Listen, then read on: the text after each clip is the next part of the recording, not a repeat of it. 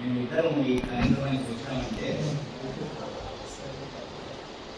మీ మీద దేవుడిగా చూసినటువంటి పుస్తకం అన్నిటి కూడా వచ్చేవాళ్ళు కాదు, ఏ డిపార్ట్మెంట్ వచ్చేవాళ్ళు కాదు. కానీ అందరికీ సాహిత్యం, సంస్కృతి, అందాల సమృద్ధి చేత ఎందుకంటే అక్కడికి వెళ్తారు. అట్లాగా వారికి తోడు నేను కూడా వస్తాను. నన్ను అడుగుతాను, ఎవరైనా నన్ను పిలిస్తే వెంకటరెడ్డి సార్ పిలిచారా అని అడుగుతాను. వచ్చాము అంటే సరే నేను కూడా, ఎందుకంటే వారు కూడా ఎక్కడికి వెళ్ళి నన్ను తీసుకుంటుంటారు. వారినే కాదు నా ప్రేమికుడైనటువంటి ఆంజనేయ గారు కూడా తీసుకుంటుంటారు.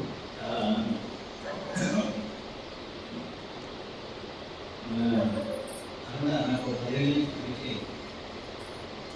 నేను గురువు కాదు కానీ ఆధ్యాత్మికంగా ఆమె తీర్చిదిద్దాలన్న కోరిక కలిగిన ఇప్పుడు కూడా పుత్రుడు తండ్రిని జయించాలని తలంపు కలిగి ఉండకూడదు. పుత్రుడు వ్యవసాయం చేయవచ్చు, మీరు నాయకులు కావచ్చు, కానీ పుత్రాదిచ్చే పరాజయం ఉండదు. ఇది శిష్యాదిచ్చే పరాజయం. శిష్యుడు తనకి ఎక్కువడైతే చాలా సంతోషం కలుగుతుంది, చాలా ఆనందం. కాబట్టి అట్లా మనం నేర్చుకోవడానికి చాలా ప్రయత్నం చేయాలి. నమ్ముడు కానీ మేము అద్వైతం అనేది వచ్చేసి ఏం చేసిందంటే అందరూ బ్రహ్మమైపోయారు, అందరూ పరబ్రహ్మమైపోయారు, అందరూ కవులైపోయారు, అందరూ మహాకవులు అయిపోయారు. ఎందుకో పట్టింది బాగా చాలా పట్టింది శంకరుల నుంచి. అది శంకరుల యొక్క ఉద్దేశంతో వేరు. అద్వైతం అంటే అర్థం ఏమిటి? భగవంతుడు ఒక్కడే అని చెప్పడం, భగవంతుడు అనేవాడు ఒక్కడు అని చెప్పడం అన్నాడు. జీవులు లేవు, ప్రపంచం లేదు, ప్రపంచ పదార్థాలు లేవు, నదులు లేవు, గుట్టలు లేవు, ఏమి లేవని చెప్పడం కాదు. ఆ విధంగా తర్వాత వాళ్ళు ఏం చేశారంటే ఏమీ లేదు, భగవంతుడు మాత్రమే ఉన్నాడు అని అట్లా దానిలో పెట్టారు. భగవంతుడు ఏం చేసుకుంటాడు? ప్రపంచాన్ని సృష్టించి ఉంటే కదా అర్థం. అర్థంలో చూసుకోవడానికి ముఖం కావాలి కదా. ప్రపంచం అనే అర్థంలో ప్రపంచం అనే అర్థాన్ని మనకి ఇచ్చాడు, మన ముఖాలు మనం చూసుకోవడానికి. కాబట్టి భగవంతుడు ప్రపంచాన్ని తన కోసం నిర్మించుకోలేదు, జీవుల కోసమే నిర్మించాడు. ఎందుకు చెప్తున్నారంటే ఉపనిషత్తులు అంటారు కాబట్టి ఏదో ఉపనిషత్తు అంటే కసరత్తు కాదు. ఉపనిషత్తు అంటే ఏంటి? సమీపం నీ బాగుగా కూర్చోవడం, సత్యానికి ధర్మానికి దగ్గర కూర్చోవడం అన్నమాట, ఈశ్వరతత్వాన్ని తెలుసుకోవడం అన్నమాట. అది దాని దగ్గరికి పోవడం లేదు. ఎవరు అబద్ధాలు అవుతున్నారు, కవులు అవుతున్నారు, వచన కవులు అవుతున్నారు, శిష్యులు అవుతున్నారు, మార్క్సిస్టులు అవుతున్నారు, ఐందవులు అవుతున్నారు, సైందవులు అవుతున్నారు. సింధు సంస్కృతి ఏదో మాట్లాడినారు, సనాతన ధర్మం అనిపించింది. పవన్ కళ్యాణ్ కూడా సనాతన ధర్మం అనే మాట వింటుంటాం, సనాతన అనే మాట అర్థమే తెలియదు. ఆయన ఇది చెప్తున్నా, ఆయనకు అర్థం తెలియదని చెప్తున్నాను నేను. సదా నూతనం అన్నమాట, ఎల్లప్పుడూ ఉండేది, నిత్యం నిత్యమైనటువంటి నిత్యమై ఉండాలి, సత్యమై ఉండాలి, శాశ్వతమై ఉండాలి, పురాణం సనాతనమై ఉండాలి. పురాణం అంటే పురాణం అన్నమాట, ఇవరిలాగా ఇప్పుడు కూడా ఉండాలి.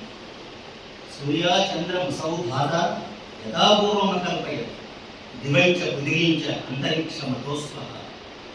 భగవంతుడు పూర్వ సృష్టిలో సూర్యుడిని, చంద్రుడిని, నక్షత్రాలను, పంచభూతాలను వీటిని నిర్మించినాడు. ఇప్పుడు వేదం ఎవరు చదువుకోవడం లేదు, కానీ వేదం చదువుకున్నవాడే బ్రాహ్మణుడు. ఇప్పుడు బ్రాహ్మణ కులస్తులే ఉన్నారు, కానీ వేదం వేరేది మనం చేస్తున్నాం.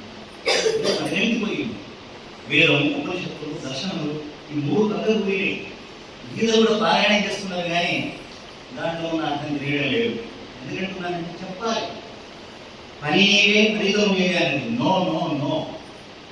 నట నకర్తృత్వం నకర్మాణి లోకస్య సృజతి ప్రభు. నకర్మ ఫల సంయోగం స్వభావస్తు ప్రవర్తతే.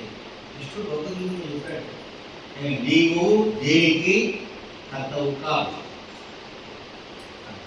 నకర్తృత్వం, భగవంతుడు నిన్ను కర్తవు చేయడు, ఏ పని నీకు వండగట్టాడు. స్వభావస్తు ప్రవర్తతే.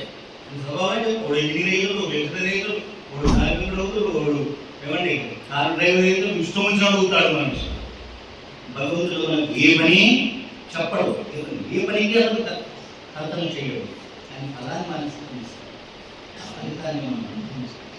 నకర్మ ఫల సంయోగం అన్నాడు. ఈ ఒక ఫలితానికి కూడా నేను మొదలే పెట్టాడు. మనం అనుకుంటాం అనుభూతి, కానీ రావణుని చంపాలని రాముడు విష్ణువు రాముడుగా పుట్టాడు అంటారు. ఏ ఫలితాన్ని భగవంతుడు ముందుగానే మనకు అంటగట్టడు. భగవద్గీతనే చెప్తుంది. ఎందుకు చెప్తున్నారంటే వేదాల దగ్గరికి, ఉపనిషత్తుల దగ్గరికి, దర్శనాల దగ్గరికి వెళ్ళని వాళ్ళు దయచేసి భగవద్గీతలో కృష్ణుడు ఏం చెప్పిందో బాగా తెలుసుకోండి, బాగా చదవండి. పారాయణ చేయడం వల్ల లాభం లేదు, ఉచ్చరించడం వల్ల, నామోచ్చారణ వల్ల లాభం లేదు. దాని యొక్క అర్థాన్ని గ్రహించాలి. ఉగాది కూడా అంతే. ఎందుకు ఉగాది దాశరథి అంటాడు, ఏ ఉగాదికి పీట వేసి ఉండిపోమని చెప్పగలను, ఆ వాటిలో ఉగాదులు కలిసిపోయాను కోట్ల పరిధిలో అంటాడు. ప్రభావమా విభావమా విశ్వాసం దేనికి నువ్వు పీట వేసి చెప్తావు? ఎన్ని ఉగాది పోయాయి? ఉగాది రోజు ఉగాది శరీరం యొక్క ఆయుర్దాయం 4,32,000. దానికి డబల్ చేస్తే అది మౌర్యుడు. దానికి కలియుగం యొక్క ఆయుష్ యాడ్ చేస్తే అది త్రేతాయుగం. దానికి కలియుగం యొక్క ఆయుష్ను యాడ్ చేస్తే అది మొత్తం 43 లక్షల పైకి చాలా కాబట్టి పురుషకాలానికి చాలా గొప్ప విలువ. ఈ మధ్య నేను యోగ దర్శనానికి వ్యాఖ్యానం చేశాను, నేను సంపూర్ణ యోగ దర్శనం. దాంట్లో యోగ దర్శనకారులు పతంజలి పురుషకాలానికి, పురుష ప్రయత్నానికి చాలా వరకు ఆయన చాలా పూర్తిగా ఆయన దానికి ప్రాముఖ్యం ఇస్తారు. ప్రయత్నిస్తే వచ్చేది విద్య, ప్రయత్నించకుండానే వచ్చేది విద్య. కాబట్టి మనిషి మోక్షాన్ని కూడా సాధించాలి. నేను అన్నాను, ఆరోగ్య ప్రదాత వైద్యుడు, జ్ఞాన ప్రదాత గురువు. ఎప్పటికీ వాడు గురువు కాదు ప్రపంచంలో. మనం ఇప్పుడు అన్నట్టు చూడండి, పుట్టగానే ఎవడు కాదు, పుట్టగానే మనుషుడు ఎవ్వడు, పండితుండై ఉన్న నేరడు.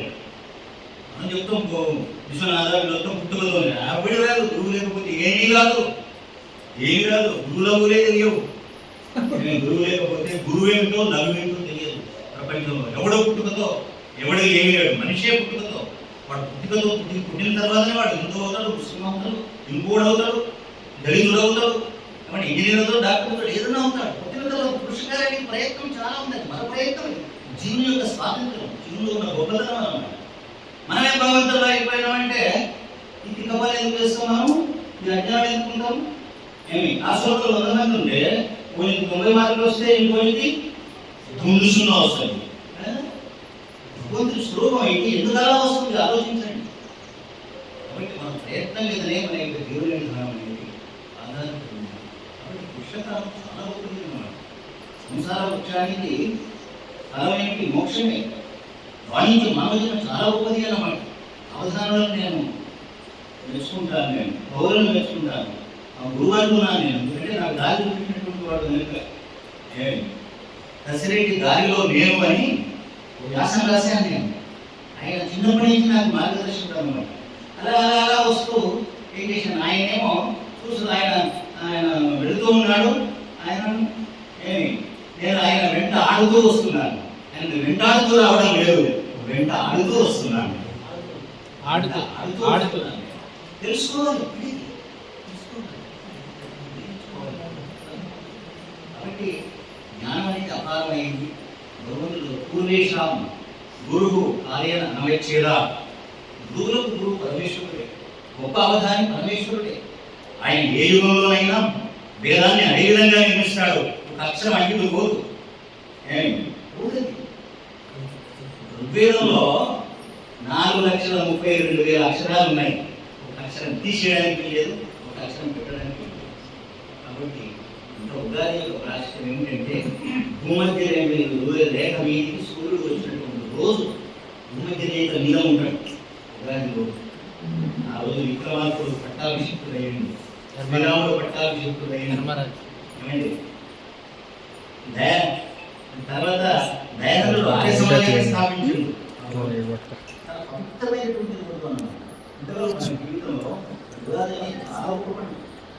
దీపావళి కంటే దీపావళి సంక్రాంతి ఉగాది అవి రెండు కూడా చాలా సృష్టి తత్వాన్ని బోధించే పండుగలు అన్నమాట. అటువంటి పండుగలు రానమ్మా కాశీకి వెళ్ళేది ఉందమ్మా, లేదు లేదు మీరు తప్పకుండా రావాలి అని గురుగారు కూడా వచ్చారు మరి అని చెప్పడం వల్ల రావడం జరిగింది. చాలా సంతోషం. అందరినీ చూడడం వల్ల కొన్ని భావాలు చెప్పాలి, మనసులో ముందు చెప్పాలి. మీ మనసు ఒకటి కావచ్చు, కానీ ఆ మనసులో ఉన్న ఆలోచనలు ఒకటి కావచ్చు. అందరి కళ్ళు ఒకటే కావచ్చు, కానీ చూపులు మాత్రం లేవు. అందరి కాళ్ళు ఒకటే కావచ్చు, కానీ నడక లేవు. అందరి చేతులు ఒకటే కావచ్చు, కానీ చేతలు లేవు. అందరి పనులు ఒకే తీరుగా ఉండొచ్చు, కానీ ఫలితాలు లేవు. ఈ వైవిధ్యం అనేది ప్రయత్నపూర్వకంగా గెలవాలి. యోగం కూడా ప్రయత్నమే. సాధనముల పనులు సమకూర్ధరలో అన్నాడు. గొప్ప విషయం. కాబట్టి ఏమన్నా అందుకే యోగి అని ఉన్నాను. వారు వీరబ్రహ్మం గారి పేరు కూడా ఇచ్చారు కదా. యోగులు ఋషులు మనస్సులు తాగవలసినటువంటి నేల మీద మనం పుట్టినందుకు విధంగా మనం ఆనందపడాలి. ప్రపంచం అంతటా యుద్ధ వాతావరణంలో ఉంది, కానీ భారతదేశం మాత్రం విధంగా చెప్పాలంటే దీంట్లో మంచి చక్రవర్తి చక్రవర్తి అందరికంటే ఎక్కువ చక్రవర్తి, గొప్ప వ్యక్తి, ఒక మహాపురుషుడు. ఆయన ఎక్కడి నుంచి వచ్చాడో తెలుసు కదా. ఛాయను తీస్తూ అలాగే ఉంటే ఆయన మన ఛాయలోనే ఉండిపోయేవాడు. సింహాసనాధీశుడు అయ్యేవాడు కాదు. ఆయన ఛాయలో ఛాయ అంటే ఆశ్రయం. ఏదో ఒక మంత్రం ఉంది, ఆత్మదా బలదా. అమ్మాయి ఆత్మదా బలదా యస్య విశ్వ ఉపాసతే ప్రశిషం యస్య దేవాః యస్య ఛాయామృతం యస్య మృత్యుః తస్మై దేవాయ భగవంతుడు శరీరాల్లోకి జీవులను ప్రవేశింపజేస్తాడు. వాళ్ళ కర్మలను బట్టి, వాళ్ళు చేసిన కర్మలను బట్టి. మనిషి ఎక్కడికి పోయినా వెంట సెల్ ఫోన్ రాదు, కారు రాదు, ఏది రాదు. కర్మ వస్తేనే ఆత్మద బలద బలము కూడా ఆయన ఇస్తాడు. క్షాత్రం కానీ బ్రహ్మ్యం కానీ క్షాత్రం కానీ అది బలాలు ఆయన మనకి ఇచ్చినాడండి. మనం చూసి చేసుకోవాలి, ఎన్నుకోవాలి మనం. ఏది ఆత్మద బలద యస్య విశ్వ ఉపాసతే. భగవంతుడు ఈ ప్రపంచంలో ఉన్న ప్రతి అణువు అతనికి సమీపంలోనే ఉంటుందట. ప్రపంచమే భగవంతుని ఉపాసిస్తుందట. మనం ఎక్కడున్నామో ఆలోచించండి. ప్రపంచ పదార్థాలన్నీ భగవంతుని ఉపాసిస్తూ ఉన్నాయంట. తర్వాత ఏం చెప్తాడంటే యస్య ఛాయామృతం యస్య మృత్యుః యస్య ఛాయామృతం. ఛాయ అంటే ఆశ్రయం. ఎవరిని ఆశ్రయిస్తే అమృతమో వాడిని ఆశ్రయించాలి. యస్య మృత్యుః, అతన్ని ఆశ్రయించకపోతే మృత్యుముఖంలో ఉండిపోతాం, జన్మలు ఎత్తుకుపోతాం. మంచి తల్లిదండ్రులు, మాతృమాన్ పితృమాన్ ఆచార్యవాన్ పురుషో వేద బ్రాహ్మణ అని చెప్తుంది. చాలా అదృష్టం. నాకు మంచి గురువు దొరికింది. ఆంధ్రరాజు నేను చెప్తున్నాను, మా మిత్రుడు ఇద్దరం క్లాస్మేట్స్. నాకు మంచి గురువులు, మంచి తల్లిదండ్రులు దొరికింది, మంచి భార్య కూడా దొరికారు, మంచి శిష్యులు కూడా దొరికారు. మన శ్రీనివాసరావు మంచి సినిమా. ఇప్పుడు ఇది అదృష్టం అన్నమాట. దొరకడం అనేది చాలా అదృష్టం. కాబట్టి మాతృమాన్ పితృమాన్ ఆచార్యవాన్ పురుషో మీద పురగడని చెప్పాలి, పిల్లలని చెప్పాలి. మంచి తల్లి, మంచి తండ్రి, మంచి గురువు సంపాదించుకుంటే నేను జీవితంలో కృతార్థుడు. ఉగాది యొక్క పర్వదిన అన్నాడు, ఇంతకంటే నేను గొప్ప సందేశం ఛాయామృతం. ఎవరిని ఆశ్రయిస్తే అమృతము అంటే మోక్షము. ఎస్య ఛాయామృతం ఎస్య మృత్యు. ఎవరిని ఆశ్రయించకుంటే మృత్యువు. తస్మై దేవాయ హర్షా విజయం. అతనికి నా నమస్కారం.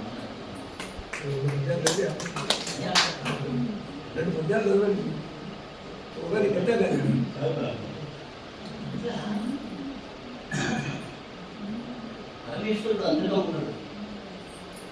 ఉపనిషత్తుల్లోకి మరి ప్రవేశం పెట్టలేము కానీ ఆ ఉపనిషత్తులో బృహదారణ్య ఉపనిషత్తు 1995లో నేను దాన్ని ముఖ్యాసనాల్లో రాసి మా గురువుగారు నారాయణ దగ్గర తీసుకెళ్ళి పీఠిక రాయండి అన్నాను. దానికి పీఠిక పుస్తకాన్ని రాసే శక్తి నీకుంది, పీఠిక రాసే శక్తి నాకు లేదు అన్నాడు.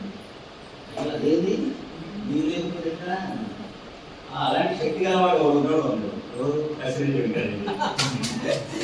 దానికి కృతజ్ఞతకు దానికి రాసిన పీఠిక ఇప్పటికీ ఆ పీఠిక చదివి నాకు మిత్రులైన వాళ్ళు 100 మంది ఉన్నారు.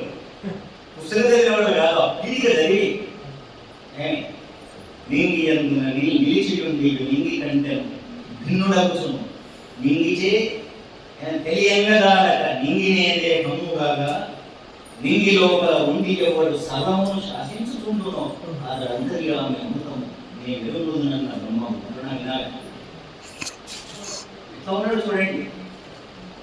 నీటి లోపల నిలిచియుండియు నీటి లోపల నిలిచియుండియు నీటి కంటే భిన్నుడగుసును నీటిచే తెలియంగా జాలక నీటినే దేహముగా నీటి లోపల ఉండి ఎవడు సర్వమును శాసించుకుంటునో అతడంతర్యామి అమృతం నేను వెలుగుతున్న బ్రహ్మం. గాలి ఎందున నిలిచియుండి గాలి కంటెను భిన్నుడగుసును గాలిచే తెలియంగా జాలక గాలినే దేహముగా గాలి లోపల ఉండి ఎవడు సర్వమును శాసించుకుంటునో అతడంతర్యామి అమృతం నేను వెలుగుతున్న బ్రహ్మం. ఒకసారి ఉదయపూర్కి వెళ్ళి రాజస్థాన్ వెళ్ళి వస్తుంటే రైల్లో పిల్లవాడు అడిగాడు, ఈ రైల్లో కూడా దేవుడు ఉన్నాడా అని. ప్రహ్లాదుడు అంతగా ఉన్నాడని చెప్పాడు కదా. ప్రహ్లాదుడు మనకు గురువు నిజంగా చెప్పాలంటారు, తెలుగులో వాడు కాదు. రైలు నందున నిలిచియుండి రైలు కంటెను భిన్నుడగుచును రైలు చే తెలియంగా దాలక రైలు నేదే కమ్ముగాగా రైలు లోపల ఉండి ఎవ్వడు సర్వమును శాసించుచుండును అతడంతర్యామి అమృతం నేను వెలుగుతున్న బ్రహ్మము అన్నాడు. ఇంటికి వచ్చిన తర్వాత మా ఆవిడకి చెప్తే ఆమెనది అందజేస్తూ ఈ గంటె లోపల కూడా దేవుడు ఉన్నాడా అని.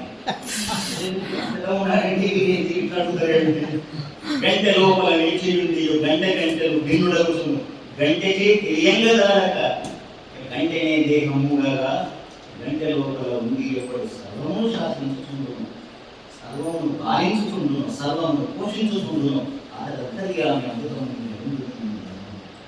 పరమాత్మ సర్వేంతర్యామి సర్వశక్తిమంతుడు సర్వజ్ఞుడు. పరమాత్మ మాకేమి పని లేదు, మీరేమనండి కానీ మాకు టెన్షన్ లేదు, కానీ మాకు టెన్షన్ మాత్రం ఉంది. మాకు ఇద్దరము ఒకటే. కాషాయ వస్త్రాలు ధరించకపోయినా జ్ఞానం అనే కషాయాన్ని రోజేవాళ్ళు. జ్ఞానం అనే కషాయాన్ని మా ఇద్దరికి చాలా పోలికలు ఉన్నాయి, చాలా కోరికలు లేవు. కోరికలు మాత్రమే చాలా మంచిది. నాకు అనిపిస్తుంది ఏదో ఓ పరాభా 4 సంవత్సరాలు వచ్చావు, మళ్ళీ ఏదో కొత్త అర్థాలు తీశారు. అమ్మాయి పరాభవించడానికే వచ్చావు అంటున్నాను నేను. మా దేశాన్ని తారీఫ్ చేస్తూ తారీఫ్ మీద తారీఫులు ఏమి తెలుసుకున్నా నిన్ను పరాభవించడానికి వచ్చావు ఓ పరాభవ 4 సంవత్సరం. ఉభయ రాష్ట్రాల్లో గమ్మత్ ఏంటి అంటే దిగిపోయిన వాళ్ళు ఎక్కిన వాళ్ళను దించిందాకా నిద్రపోవడం లేదు. అటువంటి వాళ్ళని శిక్షించడానికే వచ్చావు, అటువంటి వాళ్ళని పరాభవించడానికే వచ్చావు అన్నాడు. ప్రతిదాంతో గట్టి చేస్తుంది. కాబట్టి క్రోధనామ సంవత్సరం ఇవన్నీ నేను చూడండి ఆ పేర్లు అవి మామూలు కాదు పాపాత్ములు. అవి నేను ముగిస్తాను, ఎక్కువసేపు మాట్లాడుతున్నా. యజుర్వేదంలో మంత్రం ఉంది, సపర్యగా శుద్ధ మకాయ మొదలైన అస్మాభిరం శుద్ధం అపాపయుక్తం కవిర్ మనీషి పరిభు స్వయంభు యాథాతత్యతో అర్ధాన్ని దదాస్ శాశ్వతీ వికాసమాప్య. అక్కడ పరిభు అనే శబ్దం ఉంది, పరిభవిస్తాడు భగవంతుడు. ఎవరు తప్పులు చేస్తే అవన్నీ శిక్షిస్తాడు. తల్లి రూపంలో కానీ, తండ్రి రూపంలో కానీ, గురువు రూపంలో కానీ, లేకపోతే ఉద్యోగం ఇచ్చిన వారి రూపంలో కానీ, దేశ పాలకుల రూపంలో కానీ అవన్నీ ఏదో విధంగా శిక్షిస్తూ ఉంటారు. కాబట్టి దానికి ఏదో పరాభవం అంటే దానికి ఏదో కొత్త ఆధ్యాత్మిక అర్థం తీసుకొని దాన్ని ఏం చేయవలసిన అవసరం లేదు. పాపాత్మను పరాభవించడానికే కాలపురుషుడు వచ్చాడని మనం చేస్తూ ఉగాది శుభ సందర్భంగా అరుణ వైభారెడ్డి గారు కారణానికి మంచి మిత్రుడు, ప్రేమపాత్రుడు. కాబట్టి వదలవాడు, ప్రేమ కలిగిన వాడు వదలడు, మాకు ద్వేషం గలవాడు దొరికినప్పుడు వాడిని సముదాం అనుకుంటాడు. కానీ ప్రేమ గలవాడు ఎప్పుడంటే అప్పుడు వాడిని తన దగ్గరికి తెలుసుకుంటాడు. అలాంటి ప్రేమపాత్రుడు అరుణ గారికి, తర్వాత వైభారెడ్డి గారికి సందర్భంగా తెలియజేస్తూ మీ అందరికీ కూడా ఉగాది శుభాకాంక్షలు తెలియజేస్తూ